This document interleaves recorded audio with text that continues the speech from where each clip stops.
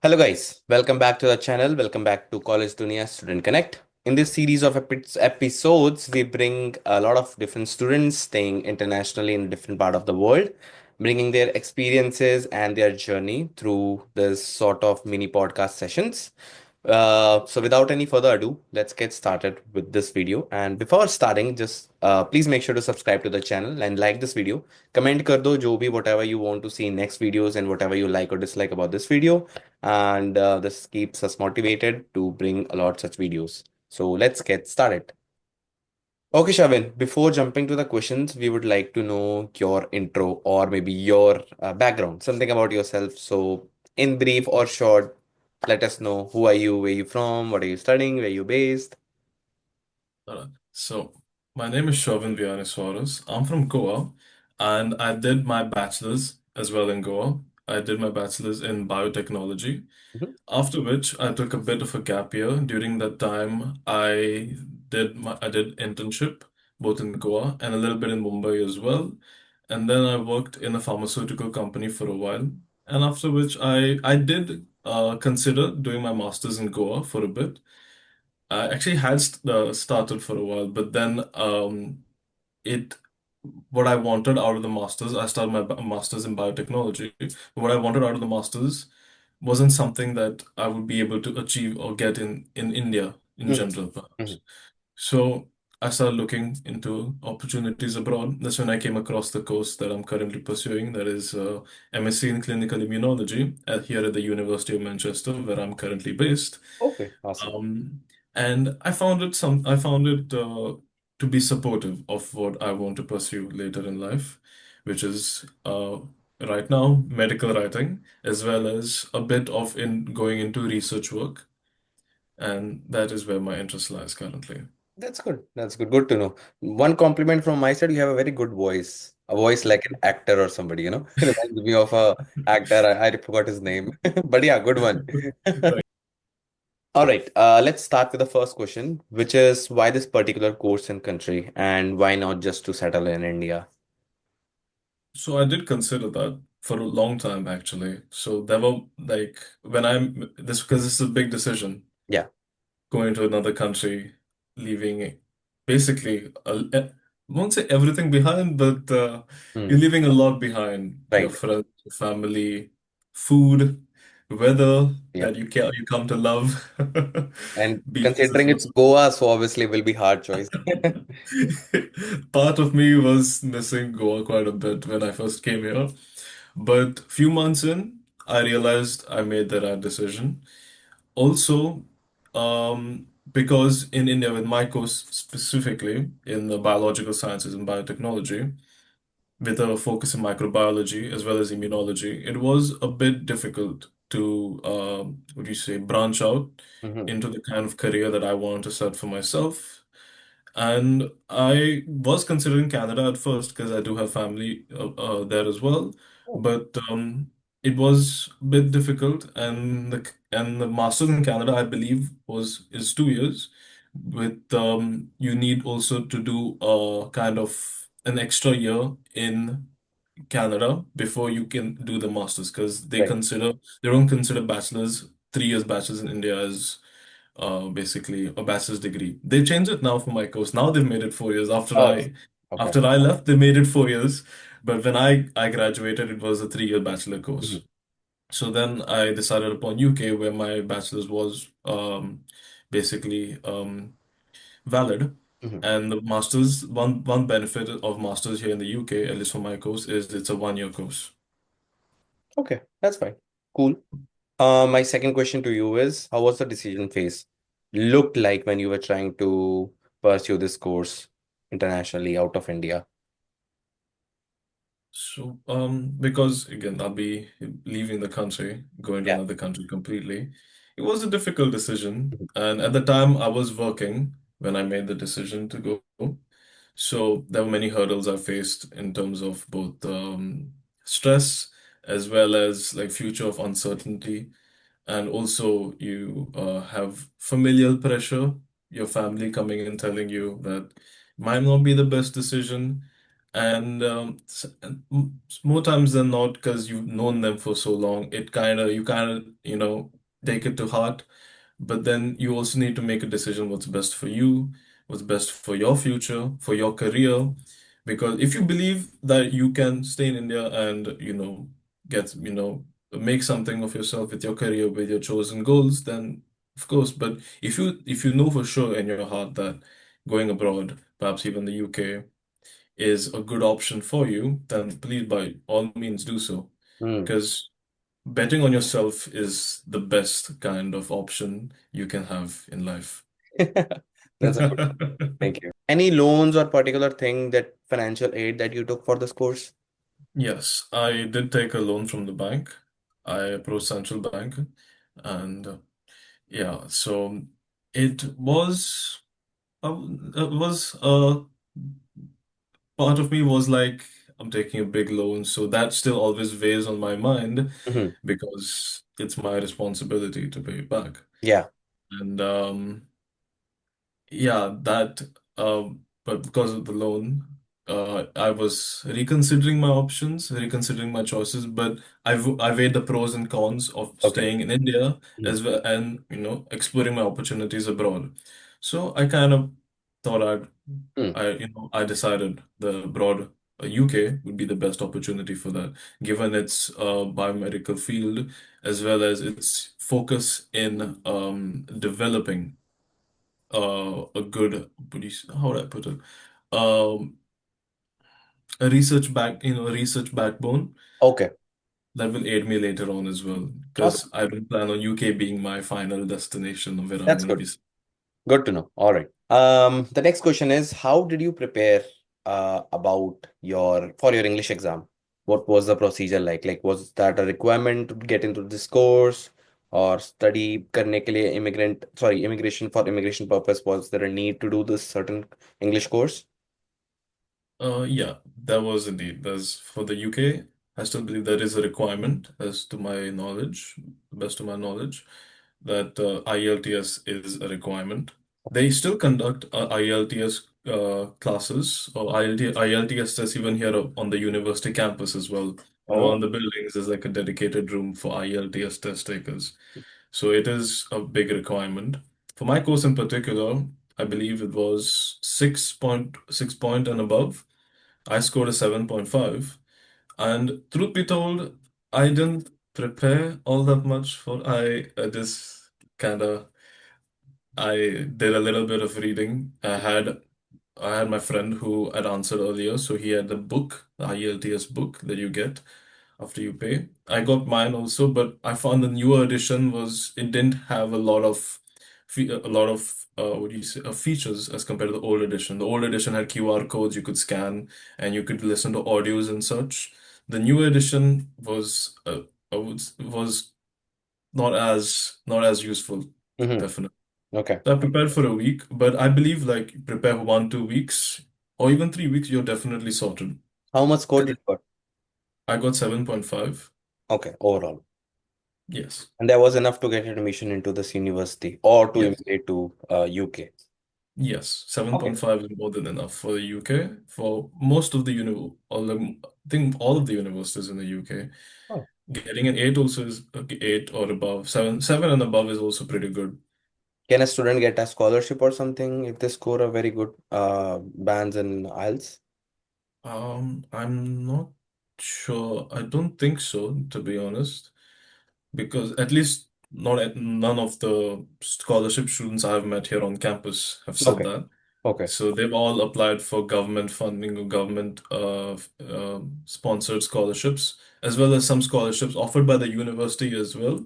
So I would recommend students who are applying to certain universities or have certain or maybe Russell Group universities in mind in the UK, do take a look at the scholarships offered by said universities, and if they're eligible for that, please do apply because it can be quite helpful. It can range anywhere from £2,000 to anywhere from even £5,000. That is taken off your tuition fees. That's That nice. is a big help. Oh, very nice. A good advice. Awesome. Thank you for the advice for the students. What was your SOP procedure look like? Like, how did you prepare your SOP, LOR, and what sort of essays you wrote in it? So for me in particular, I college really helped me also quite a bit Oh, when it that's came good. to writing SOPs. So that was something I still am very thankful for. That and also using templates you can find online or even just information. So some universities have a certain information that they would need from you in your statement of purpose. The University of Manchester also was no different. So I would recommend checking into the universities that you're applying for. Speaking maybe to perhaps some colleagues if you know any, or even if you have a person has a LinkedIn, they can definitely do some research, reach out to people who are in the university. And if that's not an option, then definitely your agency is of utmost help. I was helped quite a bit from college on your side. So yeah, Okay, so basically, definitely reach college out only and helped you ask. in all these SOP. Yes. Okay, and writing something specific in SOP, making LOR with some kind of format or style, is it a requirement to get inside this University of Manchester? Um, in terms of SOP, I believe that there is no specific format per Okay, se. okay. You just you write what your reasoning is, I think you start off with just talking a bit about yourself, why you want to come to the University of Manchester, what skills are you bringing along, why you'd be a good fit. It's almost like kind of selling yourself to the university while trying to uh, paint a picture of yourself that is both skillful as well as resourceful as well. Right. So think of it like a CV, but you are describing in a little bit of detail about yourself Okay, and marketing yourself. In terms of letter of recommendation, there was no specific format. okay. So I got my letters of recommendation from both my teachers as well as the places I've done my internship, as well as I've worked at. So it differed from my teachers who were at my undergrad versus the places I've done my internship at. So it differed in the format. But Hmm. the overall kind of vibe was that they just spoke about me, what I brought to the team, how I collaborated with the people I worked with, as well as what skills and I may have been imparted onto. Also, just along those lines where people they just your superiors just talk about Okay, how you contributed. a good recommendation. That's the timing. Okay, cool. Okay, coming on the fifth question, very important question. Tell us about the university you are in detail. Let us know how's the infrastructure, how's the facilities, uh, what's courses about, how much is your fees, how's the teachers and like academically and everything. In terms of fees, my fees were around £32,000 for the whole year, Okay. and that's excluding your rent, your way of staying, your accommodation, as well as living expenses. Oh, sure. So it can add up, to be fair. But apart from that, the course has been quite rewarding, I would say, in terms of broadening the way you think. Because when you're coming from an Indian education system to a UK education system, as well as how your professors, your lecturers go about structuring your course. So in my experience, there was a lot of critical thinking that was encouraged. You're left to not exactly fend for yourself, but you are kind of encouraged to think a lot for yourself, how you would approach a certain problem, how you would solve it in terms of assignments, exams. For me, it was a mix of exams, assignments, and lab work as well, making sure I bring my best every time, though sometimes it can be difficult, but you have to make do. Yeah, right. And the university as a whole is very accommodating, I would say. You can even apply for appeals or even like extensions on payments. So if you have any difficulties with paying on time, let's say for accommodation, they do extend it for a bit. Not a long time, but I would say a sufficient amount of time. They also have a good mental health service. So if you ever feel like you're feeling down or you feel like you're feeling too caught up with stuff that you can't focus on your coursework, you can always speak to your advisors, speak to your professors. And in my experience, they are more than understanding and quite accommodating as well. That's good. So the university do offer a lot of facilities, features. We have, I'm sure some people would like to hear, they do have a lot of pubs around. So in my accommodation as well, there is a pub. Okay. Okay. And I was in the lucky and I got a good accommodation. So that is one a small little drawback that you can't pick your accommodation. You can choose a preference of accommodations from the university, which I would recommend. Choose a university accommodation. Though, if you are getting somewhere else, like let's say IQ accommodation, that's like a different accommodation, not in the university space, but also they have their own organization, and you have independence as well, like housing on rent and such. Pick your flatmates carefully and like, no, you can't exactly always pick your flatmate, but if you're picking independently, you kind of have an idea of who you will be staying with. So, yeah, accommodation and as well as courses. The University of Manchester does offer a lot of courses, including from visual anthropology to clinical immunology to biological sciences, biomedical fields, as well as archaeology, business, arts. There's a big focus in business and finances here at the University of Manchester. How's So life if in how's life in campus? campus life is good. Campus Mhm. life is you always see students around. You'll see events almost every day organized by the student union. So the student union is something that's a big focus Mhm. here in the UK. Okay. I believe it's an independent organization apart from the university, but it's also kind of a part of the university as well. And one thing I would encourage people who are coming to the UK and they're going to study perhaps at Russell Group University is apply for the jobs at your student union. It Hmm. is quite rewarding, and they offer a lot of flexibility during coursework, lots of flexibility, especially if your course is demanding. So thankfully, mine wasn't as, I would say, demanding as other sciences or other arts fields or social sciences fields, though I know those can be quite demanding. So if you get a job with student union, then you're really set. And Good. definitely also, yeah, it's a lot of events they hold. Now after like currently it's 5:40 here in the evening. After a while there's like going to be a party in my accommodation organized by the Res Life people. That's nice. That's nice. Good to know that. Very good advice for everybody listening to this, watching this video. Note down these things. These will help you to navigate your way when you are in that university. But yeah, thank you, Sherwin. Thank you for that advice. Okay, jumping to the next question. What is your accommodating? Sorry, what was your accommodation phase look like? Is it hard to find accommodation, easy to find, and where are you living right now? So the university does offer guaranteed accommodation. However, you can't choose your pick basically. Okay. You can't bake your cake and have it too. It's Hmm. like along those lines. So you can choose a range of accommodations, and if you're a postgrad, you're probably not going to get a catered. So when you come here, you're going to have to cook, Oh my. Yep. as was my experience. Yep. How much are you paying for the rent? So per month, I'm paying around somewhere around 540 pounds per month. And I stay very close by to the university. I'm like walking distance from the university, Oh, like that's two good. minutes. I step out of my accommodation outside That's the good. university. Literally, it's on the Oxford Road where the University of Manchester is. And right opposite my university, there's a McDonald's.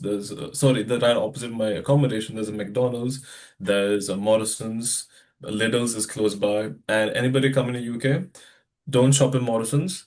If you want, you can shop in Morrison, but shop at Lidl's. You'll get Lidl's is basically how I would say back in Goa we had something called Bagedar. It was like some like government subsidized goods. Mm. Lidl's not exactly government subsidized, but it's cheaper goods as compared to Morrison's or Sainsbury's what we have here.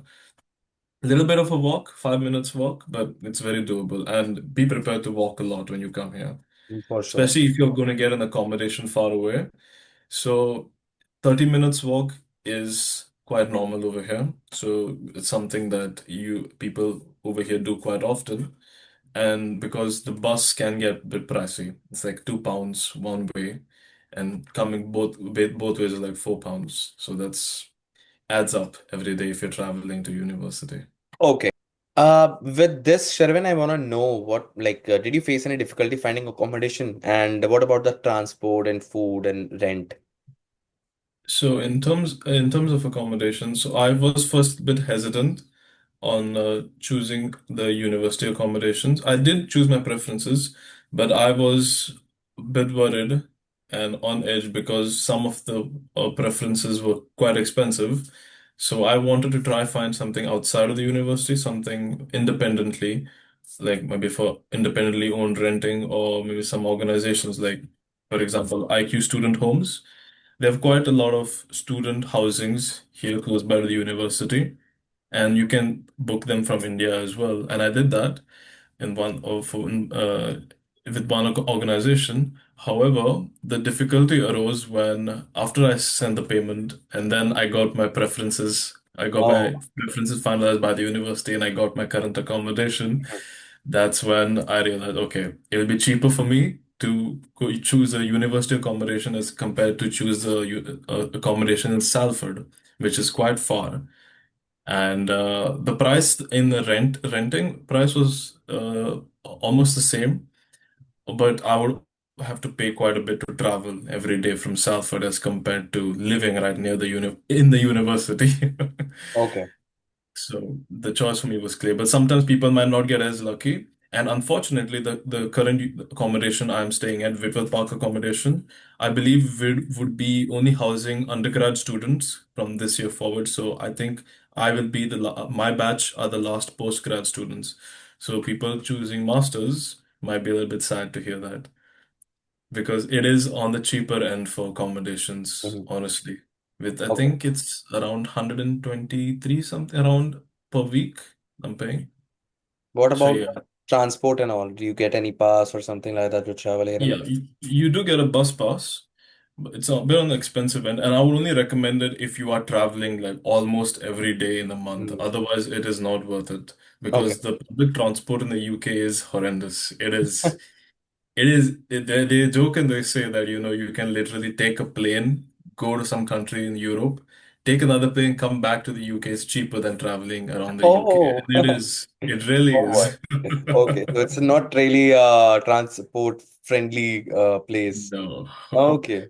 People walk over here quite a bit, so be Yeah. prepared for a lot of walking. And yeah, it's not like the weather here is very different from India because you don't sweat a lot. You don't sweat at all, actually, unless the sun is like really coming down on you. Okay. Otherwise, it's quite pleasant to walk Hmm. and see the sights. I would recommend doing that. But yeah, just be careful of your phones and stuff. Got it. It Thanks. doesn't, nothing happen, nothing to worry about. In the like where I'm staying, it's quite safe. But still, like, little personal awareness is always good. That's true. And in terms of groceries, I do most of my shopping from a supermarket called Lidl's. It's on the much more affordable and it's much more budget friendly, student friendly as well. However, sometimes I do shop in Morrison's because it's very close by, right outside my accommodation. But I just buy a few items from there, like milk and stuff. But Okay. most of my groceries, like chicken or vegetables, I buy from Lidl's. And people will be happy to know, especially from India, that this supermarket called Worldwide, you get a lot of goods from India and worldwide, including Mhm. Lay's. Very much Lay's. So, fun fact, Yeah. you will see the 20 rupees price on the Lay's packets, but you'll see a £2 car label at the bottom. So I would not suggest buying that unless you're ready to spend Yeah, almost upwards of exactly. 218 rupees on something that costs 20 rupees. That's true. That's true. We sort of get intrigued with this thought, कि यार India wala saman hai, let's get it. But then at the end of Yeah. the day, they are selling it the dollar price. There is no point. True. Don't let So the yeah, nostalgia take you. exactly. Don't buy it, guys. Don't buy it. Thanks for the advice, Shabin.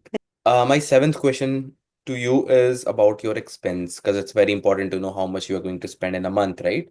What Yeah. your expense looks like about maybe accommodation, your food, travel, you spending miscellaneous parties. So I try to live a little bit frugally. Hmm. Uh, I try to bring down my monthly expenditure to anywhere from 100 to 120 pounds, going upwards of 130. The most I've spent in a month, I believe, was around 180, but that was in the month of December when we had some flat parties and there's some outings we used to go Yeah. for. Mm. But other than that, I try to keep my spend expenditure quite less. Like in a week's time, I probably would be spending upwards of 10 pounds, 10 to 15. I try to keep it on the lower end to 10 pounds. But yeah, also there is this app called Olio that I would heavily recommend people downloading if you're coming to the UK. So you get people putting up food for free that like they also get it for free, like supermarkets and restaurants. The food that is not sold on that day, they will give it out to just people, and people can, to avoid Oh, food waste. okay, okay. And then people distribute it out to students or Student. anybody who has that app. You can just go pick up the food and you're sorted. You can save money that way as well. That's good. And in terms of like if you want to go travel, traveling can be a little bit pricey. If you're traveling by train, it can sometimes cost anywhere from £7 to £10 to even £15 if you're booking during busy times. If you're traveling like a little farther away from Manchester, like if you're going from Manchester to Liverpool, it can sometimes go up to £10, £11 even. Or that's during off times. The most I think probably go for is like 15. Okay. And yeah, and spending money if you're going out to a restaurant, it can be a little bit pricey. So I would It's always recommend pricey buying going food outside, man. It's always pricey. always, But but that what's still your doesn't total stop. number of a month in the rough? Roughly 125 per month. 125 pounds per month, Yeah. you can say, with rent, Yes. with accommodation and food and groceries, everything. With accommodation, wait, that's just my grocery. That's my groceries and like living expenditure, 125. No, include everything. What's your monthly budget look like? In terms of monthly, that will come up to almost 700, s- upwards of 750, I Okay. think. So basically from 700 to 800, Yeah. give or less. So Okay. catch, yeah. Okay. Okay. That's the number I wanted to know. Okay. Awesome. Thank you. Okay, coming on the next question is about part-time jobs. Everybody wants to know what the part-time job scenario looks like because they want to earn something while they're studying. Yeah. What's the part-time scenario over there? Can people really work part-time and what sort of jobs are available? And very important, can they really sum up the money to pay their next tuition fee or pay off their loan if they have in India? So in terms of from my personal experience, getting a part-time job here can be a little bit challenging Mhm. in the start, especially if you've not fine-tuned your CV. So another thing I would recommend people doing before coming to the UK is look out for templates, or even the university even will have like certain portals you can access that will allow you to structure your CV in a certain way for the UK job market. So normally the general rule of thumb is for part-time jobs, your CV should be a one page. And for like full-time jobs, the graduate roles, which you would want to apply for if you're doing a master's, because it's just a 1 year course. So it's always good to be prepared months in advance. Your CV should be 2 pages. Start with your experience, you start with your what you've done, explain about it, words of action, and then some key achievements, stuff like that.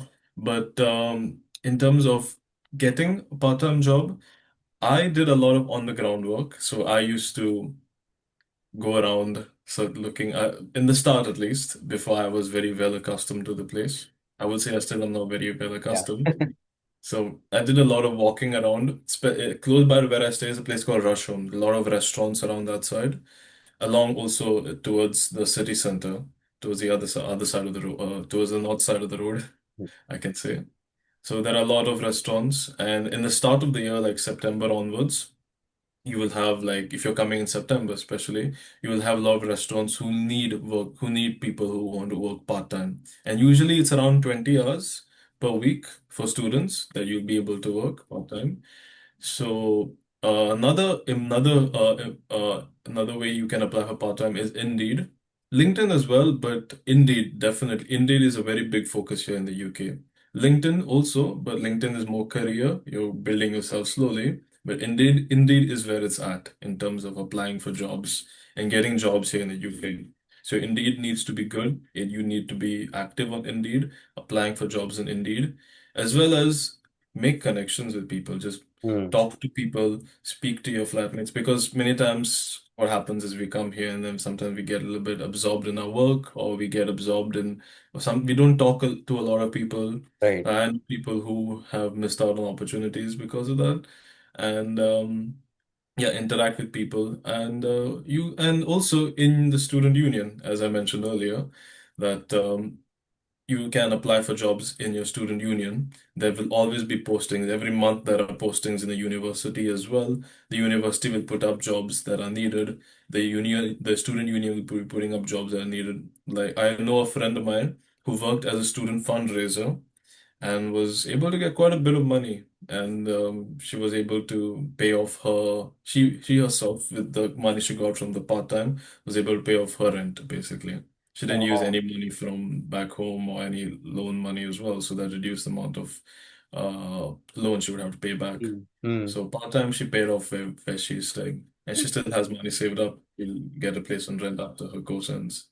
That's right. That's nice. And what about the collective fees? Can somebody work part-time and collect fees for the next semesters? I believe so. Yes, They can? it is possible, but it can be a bit challenging. It can be a bit challenging. If I know of a friend who did it, but his ways he did a bit of gambling on the side, a bit of Oh, investments. Investments are the good part, like a bit of investing that people know of already. But yeah, I wouldn't recommend that. But yeah. it is a bit difficult, but I wouldn't say it's not possible. But not with a part-time, it can be difficult. Can be I don't difficult, want to right? Yeah. discourage, Hmm. but the most you can probably do is pay off your accommodation, pay your Okay. accommodation fees, and basically have money to support yourself with living expenses and such. But tuition fees might be a bit difficult to pay, Lastly, I want to know especially. what part-time job you're doing right now. So I was previously working at a Subway. However, I left that due to some personal reasons, as well as my lab work not really being I wasn't able to make time for both. Hmm. Currently, I'm applying for some more part-time jobs that are available. And so another advice I would like to give to people who are coming is presentation.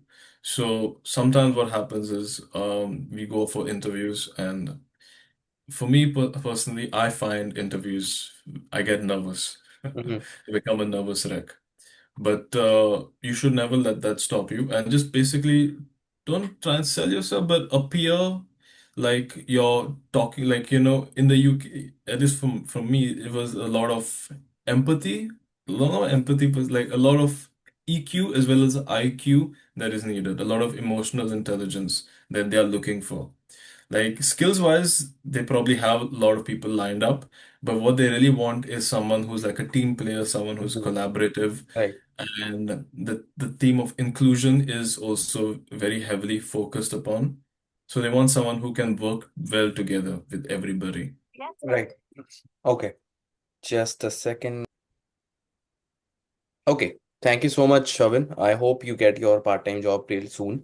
And thanks for the advice. Everybody who's listening to this video, watching this video, make sure you have a good template, good CV, and a good presentation, and your LinkedIn optimization. And Indeed is really set up and all good for part-time jobs. I think that helps a lot at the end of the day. So thank you again, Shavin, for that.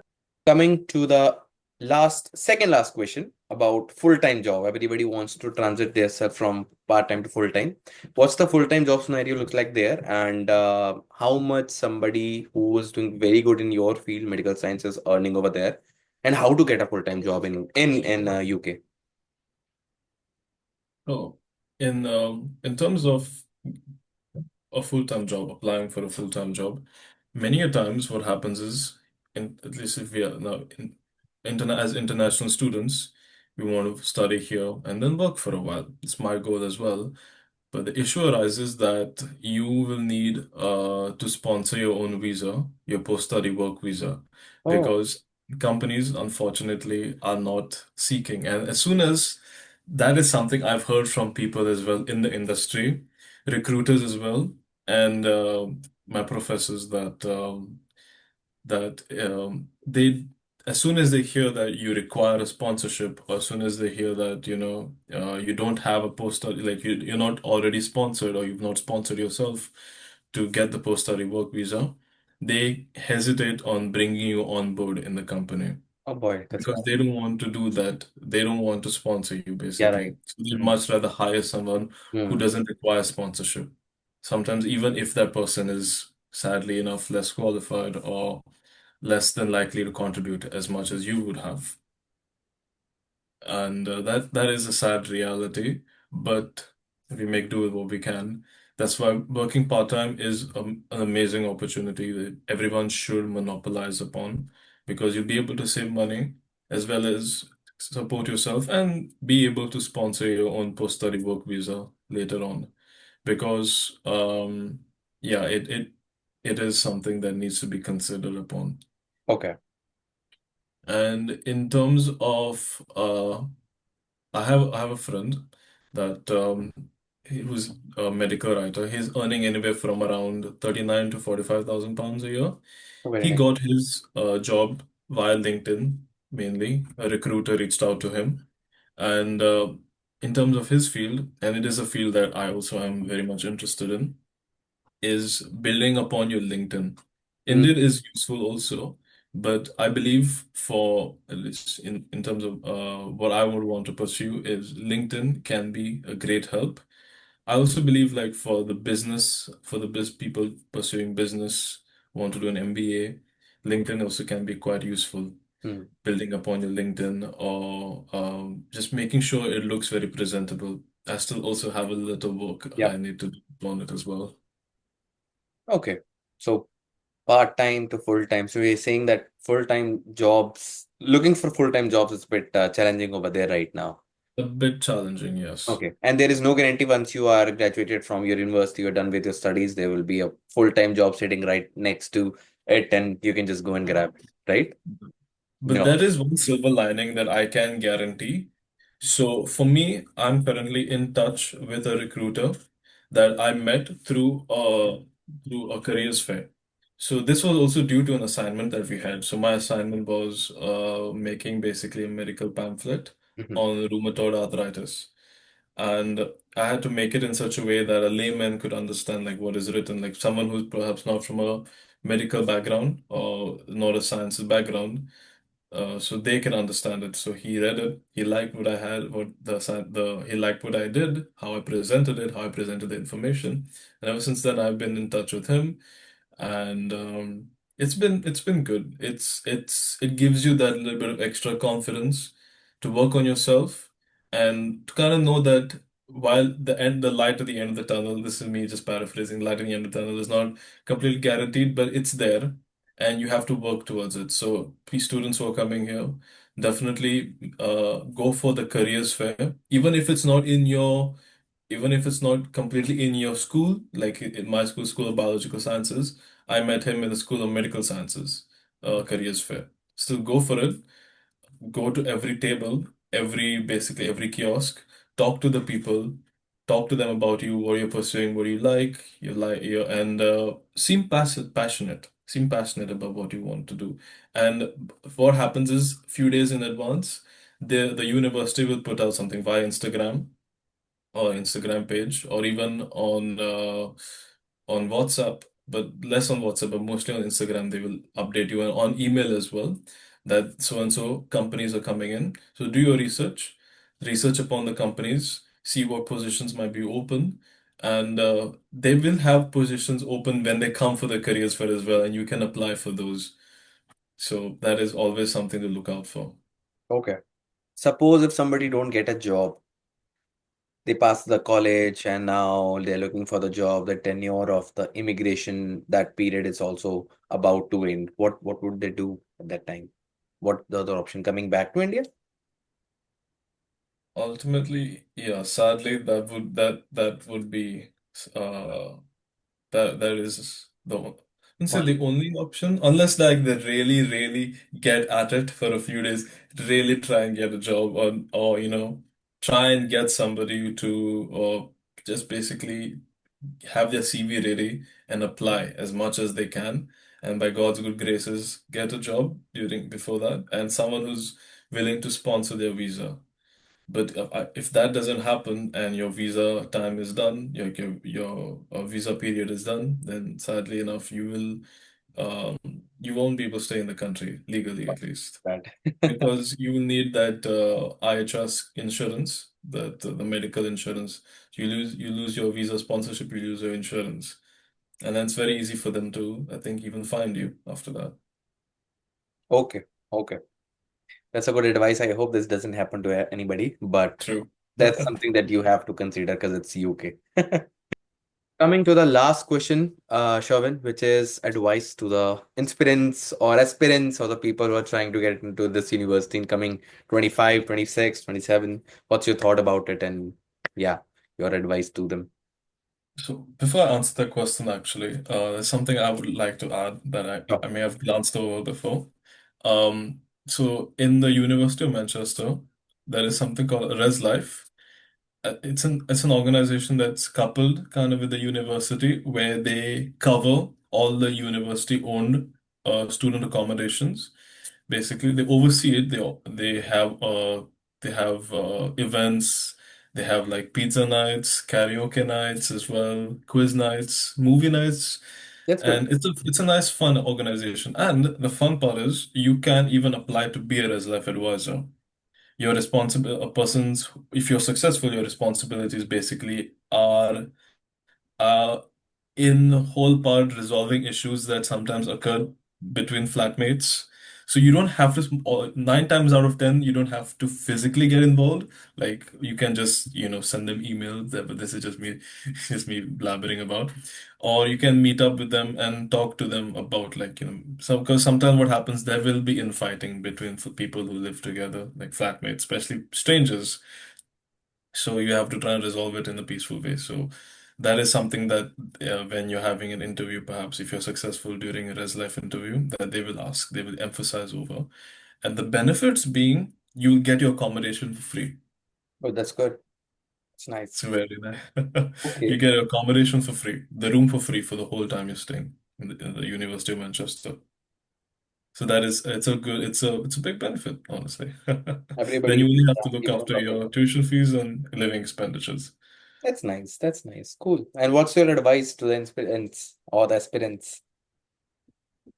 So, one thing I would like to say is my time here, the University of Manchester, was really, really nice, I would say. I met a lot of people from differing backgrounds, from different countries, different cultures, as well as the culture here in the UK. Tried different foods, different breads. It was lovely, it was amazing. Though sometimes I do think back on what if I had stayed back home, what if I had stayed back in Goa, India.